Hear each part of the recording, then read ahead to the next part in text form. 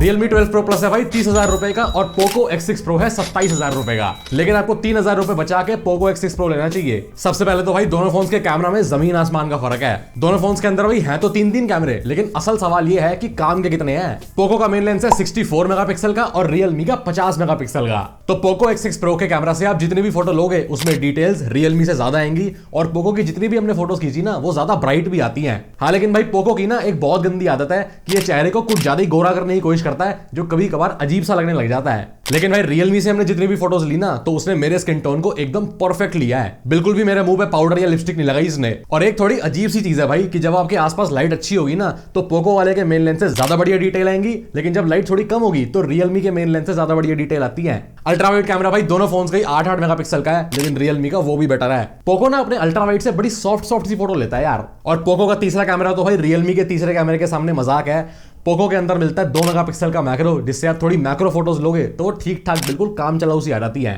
पर Realme का तीसरा लेंस है भाई 64 मेगापिक्सल पेरिस्कोप टेलीफोटो लेंस। बड़े बड़े शब्द देख के डरना नहीं है, भाई आया समझा के जाएगा। ये जो 64 मेगापिक्सल वाला कैमरा है ना भाई, ये दो चीजों के काम आएगा। सबसे पहले तो पोर्ट्रेट फोटोज लेने में और दूसरी चीज बहुत ज्यादा जूम करने में। सबसे पहले भाई पोर्ट्रेट फोटोज की बात करें तो Realme के अंदर जो पोर्ट्रेट फोटोज आती हैं वो बहुत ही ज्यादा बढ़िया आती हैं अगर आप Poco से कंपेयर करो तो। छोटा मुंह बड़ी बात करूं तो भाई Realme के फोन से जो पोर्ट्रेट फोटो आती है ना वो लगता नहीं है कि भाई कोई 30-32 हजार के फोन ने लिए फोटो। लेकिन भाई Realme के कैमरे का असली मजा है उसके जूम में। हम सब जानते हैं कि भाई Samsung का S24 Ultra कितना कमाल का फोन है। S24 Ultra के कैमरे से आप मैक्सिमम 100x तक जूम कर पाओगे, लेकिन Realme 12 Pro Plus से आप उससे भी ज्यादा 120x तक जूम कर पाओगे। मतलब आप किसी भी चीज को 120 गुना बड़ा करके देख पाओगे। कैमरा ना हो गया डोरेमोन की बिग लाइट हो गई। वहीं पे Poco से आप मैक्सिमम 10x तक जूम कर पाओगे बस। तो भाई दोनों फोन से हमने भर के फोटोज ली और ओवरऑल Realme एकदम विनर निकल के आता है यहाँ पे। तो अगर आपको कैमरा के लिए कोई फोन चाहिए ना तो Realme 12 Pro Plus डेफिनेटली बहुत बेटर ऑप्शन है। और अगर फ्रंट कैमरा की बात करें ना भाई तो वो भी Realme का बेटर है, मेगापिक्सल में भी ज्यादा है और सेल्फी वगैरह भी Realme से बेटर आती है। लेकिन भाई Realme के अंदर कमियां भी हैं थोड़ी बहुत। आपने अभी तक तो नोटिस कर ही लिया होगा कि Realme आता है इस ब्लू कलर में और Poco आता है इस चटक तोतिया पीले कलर में। दोनों फोन्स की बैग ही वीगन लेदर की बनी हुई है, जो आजकल बहुत ही ज्यादा हो रहा है। लेकिन अगर आपको वीगन लेदर की बैग नहीं चाहिए तो Poco में आप ब्लैक या ग्रे ऑप्शन लोगे तो वहां पे आपको प्लास्टिक बैग मिलेगी। आपको इन दोनों फोन्स में से किसका डिजाइन ज्यादा अच्छा लगता है मुझे कमेंट करके जरूर बताना। लेकिन मैं अगर अपना पर्सनल बताऊं तो मेरे को Realme का डिजाइन काफी ज्यादा बेटर लगता है। Poco में ना थोड़ी फन वाली लुक है, लेकिन Realme के अंदर थोड़ी प्रीमियम वाली लुक आती है। और Realme के अंदर जो है कैमरा के अराउंड ये सर्कल भी दिया हुआ है ना, जिसके ऊपर ऐसे गड्ढे से बने हुए हैं, ये भी बहुत प्यारा लगता है। Poco का डिजाइन भी काफी ज्यादा फंकी और काफी ज्यादा एनर्जी वाला लगता है, लेकिन Realme का ये जो ब्लू कलर है ना ये बहुत ज्यादा रॉयल वाली फील देता है। लेकिन भाई Poco में ना ऊपर के साइड मिलेंगे आपको टोटल 3 छेद और Realme के अंदर मिलेंगे 2 छेद। इसका सीधा मतलब ये हुआ कि Realme के अंदर IR ब्लास्टर नहीं है। तो आप इस आने वाली गर्मी के अंदर ना Realme का फोन यूज करके एसी या टीवी को ऑन ऑफ नहीं कर पाओगे। यही काम Poco में बहुत आराम से हो जाएगा। तो अगर आप भी मेरी तरह आलसी हो तो Poco आपके लिए बेटर ऑप्शन रहने वाला है। Realme के अंदर भाई IP रेटिंग भी ज्यादा बढ़िया मिलती है, तो आप इसको जेब के अंदर डाल के बिल्कुल स्विमिंग पूल में डुबकियां भी लगा सकते हो। यही काम आप Poco के साथ भी कर सकते हो, लेकिन यहाँ पे थोड़ा सा डर रहेगा। हेडफोन जैक भाई दोनों के अंदर नहीं मिलेगा, लेकिन दोनों के अंदर ड्यूअल स्पीकर्स हैं। और दोनों फोन्स के स्पीकर पे हमने 1,500 गाने सुनने के बाद ये डिसाइड किया कि Poco के स्पीकर के अंदर ज्यादा बेस मिलता है। लाउडनेस तो भाई दोनों स्पीकर्स की ऑलमोस्ट सेम ही है, लेकिन ये जो ड्यूअल स्पीकर मिलते हैं ना भाई ऊपर और नीचे, तो Realme वाले फोन के अंदर ना नीचे से थोड़ी ज्यादा आवाज आती है और ये ऊपर वाले से कम आती है। वहीं पे Poco में ना भाई ये चीज काफी ज्यादा बैलेंस्ड है। Poco में जो नीचे वाला स्पीकर है उससे अराउंड 60% वॉल्यूम आती है और ऊपर से 40%, लेकिन Realme में नीचे वाले से ज्यादा आती है अराउंड 70%, ऊपर वाले से 30%। इतना ध्यान काश तूने अपनी पढ़ाई पे दे दिया होता बेटा। अरे पापा स्टार है आपका लड़का, बनाऊं तेरे को शूटिंग स्टार। सॉरी पापा सॉरी। दोनों फोन्स के अंदर भाई माइक्रो SD कार्ड नहीं घुसा सकते क्योंकि दोनों के अंदर ही ड्यूअल नैनो सिम स्लॉट है। दोनों फोन्स के अंदर हमने एक सिम डाला और दोनों के अंदर ही बहुत बढ़िया नेटवर्क आ रहे थे। और अगर आप किसी से फोन पे बात कर रहे हो तो इन दोनों फोन्स को जब आप कान के पास लाओगे तो इन दोनों की डिस्प्ले ऑफ हो जाएगी, कान से दूर लेके जाओगे तो डिस्प्ले ऑन हो जाएगी।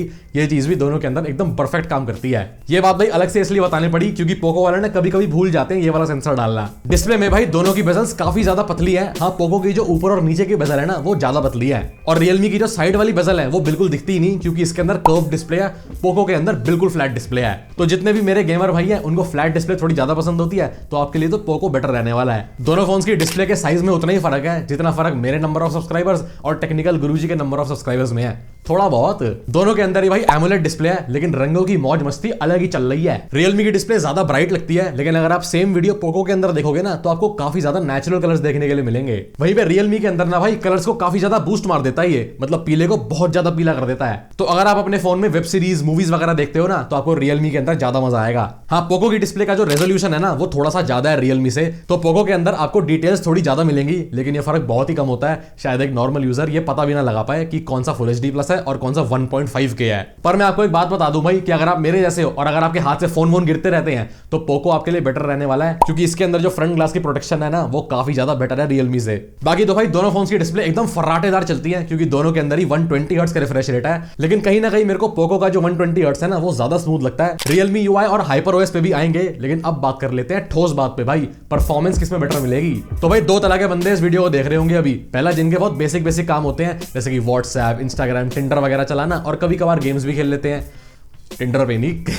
और दूसरे तरह के लोग होते हैं भाई एकदम हार्डकोर गेमर, जिनको एक FPS का हिसाब रखना है। तो अगर आप पहली तरह के यूजर हो, मतलब मेरी तरह, क्या कह रहा है बे? अरे नहीं चलाता पापा मैं टिंडर यार कसम से, तो आप लोगों के तो भाई काफी हल्के फुल्के काम है, तो ये दोनों फोन ही आपको कोई दिक्कत नहीं देने वाले, एकदम बढ़िया चल जाएंगे आपके लिए। लेकिन अगर भाई आप थोड़े गेमर शेमर टाइप के बंदे हो तो बिना कुछ सोचे समझे आंख बंद करके पोको ले लो, क्योंकि भाई गेम्स खेलते हुए ना पोको बहुत ज्यादा बेटर है, मतलब कोई कंपैरिजन नहीं है। और गेम के अंदर भाई गोली चलाते हुए जो वाइब्रेशन होती है ना वो भी पोको के अंदर ज्यादा बढ़िया आती है। रियलमी के अंदर भी भाई वाइब्रेशंस बहुत बढ़िया आती हैं, लेकिन इसकी वाइब्रेशन का तब ज्यादा मजा है जब आप टाइपिंग वगैरह ज्यादा कर रहे हो या फिर वॉल्यूम ऊपर नीचे कर रहे हो, एप्स को क्लियर कर रहे हो। लेकिन गेम खेलते हुए ना पोको तो हाथ में एकदम झंझनाहट पैदा कर देता है। और रियलमी को वैसे भाई 30-32 हजार के फोन के अंदर ना काफी ज्यादा बेटर प्रोसेसर डालना चाहिए था। यूजर इंटरफेस भाई ऐसी चीज है जहां पे पोको ने दोबारा बाजी मार ली है। सबसे पहले तो भाई जो हाइपर ओएस के अंदर एनिमेशंस होती है ना वो बहुत ज्यादा बेटर है। अब ये फर्क इसलिए भी है भाई क्योंकि पोको के अंदर ना बहुत ज्यादा बेटर प्रोसेसर मिलता है, लेकिन पोको का जो हाइपर ओएस है ना वो भाई चलाने में अलग ही मजा आता है। हाँ माना मैंने iOS की कॉपी है, लेकिन मजा बड़ा आता है। फालतू के ऐप्स तो भाई दोनों फोन्स के अंदर एकदम भरे पड़े हैं, लेकिन जो रिकमेंडेशन की बात होती है ना वो रियलमी के अंदर तो बहुत ही ज्यादा है। लेकिन सरप्राइजिंगली भाई दोनों फोन्स के अंदर ना बहुत ज्यादा फालतू की नोटिफिकेशन नहीं आती, मतलब दिन की 5-6 आ जाती है। बैटरी में तो भाई अलग ही लफड़ा चल रहा है। काफी सारे लोग बोल रहे हैं भाई कि पोको के अंदर बैटरी ड्रेन इशू है और बहुत ज्यादा गर्म भी हो रहा है फोन। लेकिन भाई मैं तो इस फोन को ऑलमोस्ट रोज यूज कर रहा हूँ, 2 से 3 हफ्ते होने वाले हैं मेरे को अभी तक, और ना तो मेरे को इसके अंदर बैटरी ड्रेन इशू आया है और ना ही ओवर हीटिंग का इशू आया है। और दोनों फोन्स के अंदर ही भाई 5-5 हजार mAh की बैटरी है, तो दोनों फोन्स एक दिन आराम से खिंच जाते हैं। लेकिन दोनों के चार्जर में थोड़ा सा फर्क है। इन दोनों फोन के साथ ही आपको भाई 67 वॉट्स का एकदम चमचमाता हुआ बड़ा सा अडाप्टर मिलेगा,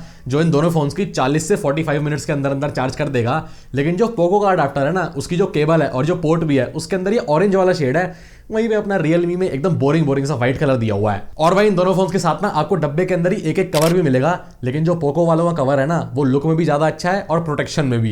रियलमी वाले जो डब्बे के अंदर कवर देते हैं ना वो तो ऐसा लग रहा है कि उनका मन नहीं था, बस डालना पड़ गया इसलिए डाल दिया। तो भाई दोनों फोन्स की अच्छाइयां और बुराइयां अपनी अपनी जगह है, लेकिन अगर मैं आपको मोटा मोटी बात बताऊं तो अगर आपको कैमरा के लिए कोई बढ़िया सा फोन चाहिए तो आप रियलमी ले लो, वहीं पे अगर आपको एकदम परफॉर्मेंस के लिए कोई फोन चाहिए तो आप पोको ले लो। बाकी हम मिलते हैं भाई आपसे अगली वाली में।